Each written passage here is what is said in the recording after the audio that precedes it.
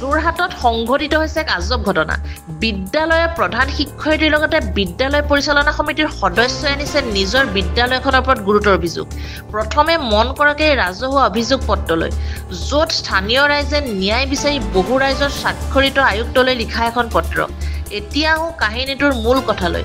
যোৰহাটৰ ৰংদৈ নৱ প্ৰাথমিক বিদ্যালয়ত সংঘটিত হৈছে এই ঘটনা। এই অভিযোগ মৰ্মে যোৰহাটৰ ৰংদৈ ৩০ নং গাঁও পঞ্চায়তৰ আঞ্চলিক সদস্য বিজয় দাসৰ বিৰুদ্ধে গুৰুতৰ অভিযোগ তুলিছে স্কুলখনৰ প্ৰধান শিক্ষয়িত্ৰীৰ লগতে পঞ্চায়তৰ সদস্য আৰু স্কুলৰ পৰিচালনা সমিতিয়ে, অৰ্থাৎ বহু টকা আত্মসাৎ কৰাৰ অভিযোগ।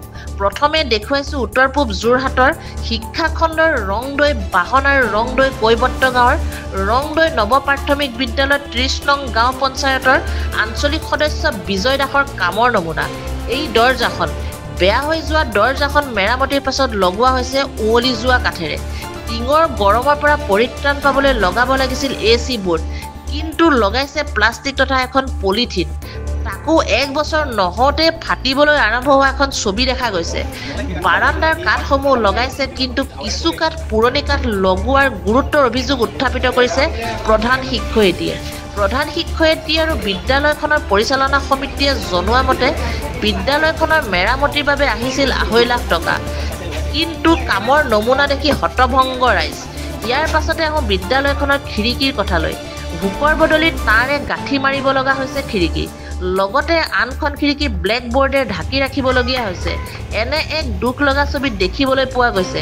চৰকাৰী আঁচনি তথা অনুদানসমূহ একাংশ লোকে কেনেদৰে হৰলুকি কৰিছে আঁচনিৰ টকা। বিদ্যালয়খনৰ প্ৰধান শিক্ষয়িত্ৰীগৰাকীৰ অজ্ঞাতে সকলো কাম কৰিছে বিজয় দাস নামৰ ঠিকাদাৰৰূপী পঞ্চায়ত সদস্যজনে বুলি জানিবলৈ দিছে প্ৰধান শিক্ষয়িত্ৰীগৰাকীয়ে। এই কথাসমূহ বিৱৰি স্থানীয় ৰাইজে জিলা আয়ুক্তৰ ওচৰত ন্যায় তথা বিচাৰ বিচাৰি ৰাইজৰ স্বাক্ষৰিত পত্ৰ জিলা আয়ুক্ত জয় শিৱানীলৈ প্ৰেৰণ কৰিছে। বিদ্যালয়খন মেৰামতিৰ বাবদ আহিছিল প্ৰায় ২.৫ লাখ টকা। সেই ২.৫ লাখ টকাৰ কামৰ নমুনা দেখুৱালোঁ আপোনালোকক, কাৰণ এয়া ৰাইজৰ টকা, গাঁৱৰ তথা ছাত্ৰ ছাত্ৰীসকলৰ উন্নতিৰ বাবে অহা টকা। এনেদৰে ৰাইজৰ গাঁৱৰ ছাত্ৰ ছাত্ৰীসকলৰ উন্নতিৰ হকে অহা টকা এনেদৰে কোনোৱে আত্মসাৎ কৰিব, সেয়া কথা মানি লোৱা নহ'ব। লগতে এই বিজয় দাসৰ বিৰুদ্ধে বহু গুৰুতৰ অভিযোগ উত্থাপিত হৈছে। সেই গাঁৱৰ বহুকেইটা অনুষ্ঠানলৈ অহা টকা আত্মসাৎ কৰাৰ বহুকেইটা অভিযোগ আমাৰ হাতত আহি পৰিছে। পৰৱৰ্তী সময়ত আৰু অধিক তথ্য সহকাৰে ঠিকাদাৰ বিজয় দাসৰ কৰ্মৰ নমুনা আমি পৰৱৰ্তী প্ৰতিবেদনত দাখিল কৰিম। আহিছিলে তেওঁ ২২-২৩ বৰ্ষতে তেওঁ এজন সভাপতি পাইছে সুনীল দাসক। ঘৰটো যে সম্পূৰ্ণ হোৱা নাই, ৰাইজে ভাবিছে ঘৰটো সম্পূৰ্ণ হোৱাৰ কাৰণে পইচাটো তেওঁ আত্মসাৎ কৰিছে। তেওঁ ৰাজহুৱা সভা দি ৰাইজক জনাব লাগিছে। ৩ বছৰ হ'ল, তাতো মই জড়িত আছোঁ বুলি মোক আনিছে। এই বিষয়ে মই নাজানো, তেওঁ আনিছে, তেওঁহে জানিব কিয় সম্পূৰ্ণ নহ'ল। কাউন্সিলাৰ বিজয় আছে, তেওঁহে জানিব কামটো কিয় সম্পূৰ্ণ হৈ নাছিল। ৰংদৈ পহুচোৱা গাঁও নামঘৰ, পহুচোৱা গাঁও, এইটো পহুচোৱাৰ কাৰণে। আৰু যিটো আদৰ্শ ঘৰৰ অভিযোগ আহিছে ২৪ লাখ টকা, ঘৰটো কিন্তু সম্পূৰ্ণ হ'ল। তাৰ ভিতৰৰ কাৰণে ১.৫ লাখ টকা যাবৰ কাৰণে আছিলে, কম্পিউটাৰ, চকী টেবুল, এনেকুৱা খেলা ধৰা বস্তু। সেই ১.৫ লাখ টকাটো মই যে ছেক্ৰেটাৰী ক্লাব, মই তেওঁৰ লগত থাকি ভাগ খাইছোঁ বুলি ইমান দিন অনা নাই বুলি অভিযোগটো আহিছে। কিন্তু সেইটো কাউন্সিলাৰহে জানিব কিয় তেওঁলোকে সেই বস্তুটো আজিলৈকে কামটো কৰিলে, কিন্তু বস্তুটো ভিতৰত অনা নাই কাৰণে আজি অভিযোগটো আনি থাকে। কিয় বা নানিলে মোক ক্লাবত ছেক্ৰেটাৰী মোক ধৰিবলৈ কয়। মই তেওঁক ক'বহে পাওঁ, তেওঁ কয় যে মই আনিম। এবাৰ ক'ব বাউণ্ডেৰীত, এইটো ৩-৪ বছৰ হ'ল। আৰু ৩-৪ বছৰ অভিযোগ কাৰণে ৰাইজেতো অভিযোগটো আনিবই। ঘৰটো বা সম্পূৰ্ণ হ'ল, খালি আচবাবৰ ১.৫ লাখ টকাটোহে আজিলৈকে এটা বস্তু অনা নাই ভিতৰত। সেইটোহে অভিযোগটো মোকো খাঙি আছে।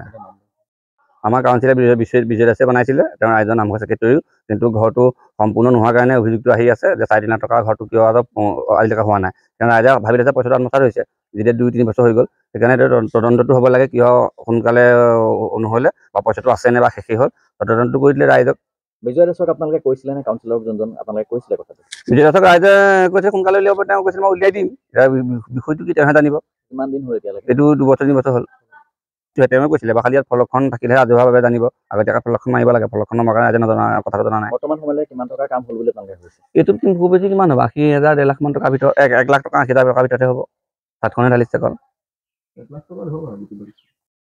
কি হ'ল মানে ঘটনাটো আমাৰ ২৩ বৰ্ষতে আমাৰ স্কুললৈ এটা অনুদান দিছিলে চৰকাৰৰ ফালৰ পৰা। স্কুলখনৰ নাম ৰংদৈ নৱ প্ৰাথমিক বিদ্যালয়।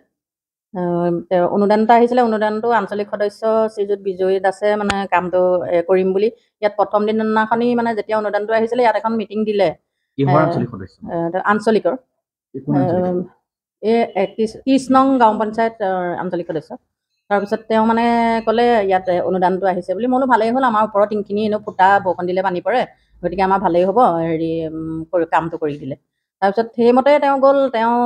কিন্তু সেইদিনাখনি তেওঁ কিমান টকা আহিছে বা কিমান টকাৰ কাম কৰিব সেইটো আমাক জনোৱা নাছিলে। মানে মই সুধিছিলোঁ কনষ্ট্ৰাকশ্যন কমিটি এখন লাগিব নহয়, বোলে মই আগতে কাম কৰা এখন কমিটি বনাই থোৱা আছে, সেইখন কমিটিয়ে হ'ব। সেইকাৰণে মই একো আপত্তি কৰা নাই, কাৰণ ভাবিছোঁ কেলে ৰাইজৰ অনুষ্ঠান, ৰাইজৰ কাৰণে যদি কামটো ভালকৈ কৰি দিয়ে তেওঁ নিজৰে ভাল।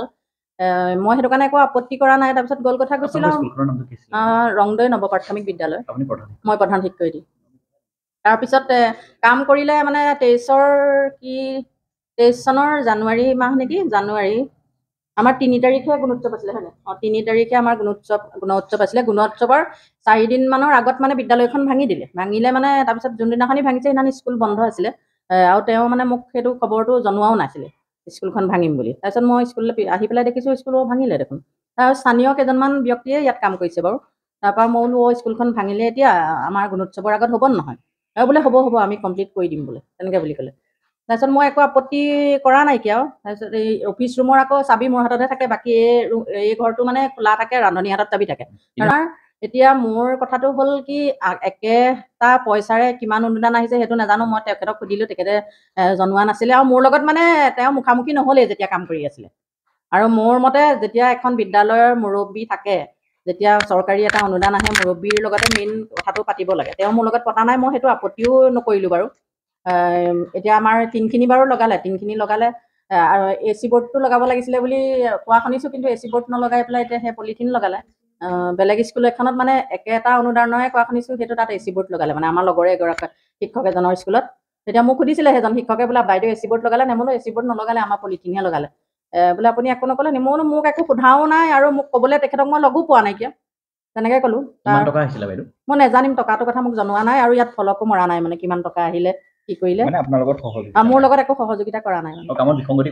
কামত মানে অফিচ ৰুমটো নকৰিলে, অফিচ ৰুম একোৱেই নকৰিলে। আপোনালোকে অফিচ ৰুমটো চাব পাৰে এতিয়া নিজেই। অফিচ ৰুমৰ মানে আগৰ যেনেকৈ লেতেৰা সেই পলিথিন ওলমি আছে, এতিয়াও তেনেকেই আছে। লাখ টকাত প্ৰথমতে এই ওপৰৰ টিংখিনি লগালে, আৰু তাৰপিছত AC বৰ্ডটো আপোনালোকে নিজে দেখিছেই আৰু সেই বাৰান্দা কাঠ চাঠ সেইবোৰ আপোনালোকে নিজে চালেই গম পাব কেনেকুৱা হৈ আছে। ক'বলগীয়া নাই। পুৰণা কাঠ অলপ লগাম বুলি কোৱাৰ কাৰণে মই লগাবলৈ নিদিয়াৰ কাৰণে মোক এতিয়া বেয়া পালে মানুহজনে।